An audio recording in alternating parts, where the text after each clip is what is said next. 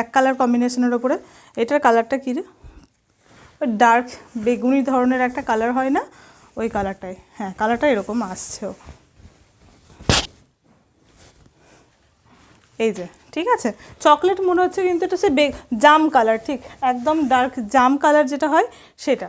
এই হলো চাদরের পাড়ের ডিজাইনটা হলো এরকম।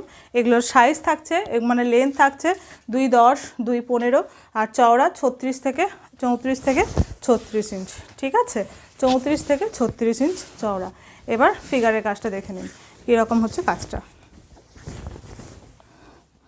এই হলো